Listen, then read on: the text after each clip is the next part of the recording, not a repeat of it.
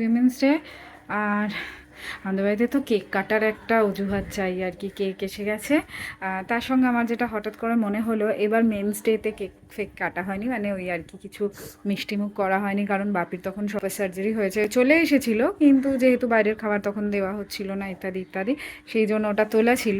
তো আমি ভাবলাম যে উইমেন্স ডেতে মেন্স ডেটাও সেলিব্রেট করা উচিত, তাই উইমেন্সের মধ্যে মেন্সটাকে আমি আলাদা কোড করে দিয়েছি, একসঙ্গেই হয়ে যাবে সেলিব্রেশন।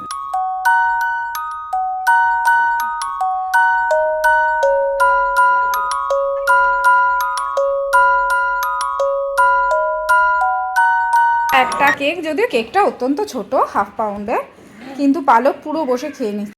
6 hours later. আমরা পাড়ার বন্ধুরা আজকে রেনুর বাড়িতে জমায়েত করেছিলাম, আর ঘটনাচক্রে আজকেই নারী দিবস, ফলে একটা কেক কিনে ফেলা হলো ঝটপট। পিয়াসার আসতে দেরি হচ্ছিল আর কেকটা ছিল সামনে, ফলে যা হওয়ার তাই হলো। একটু একটু করে টেস্ট করতে করতে কেকের ছাল চামড়া সব উঠেই গেল।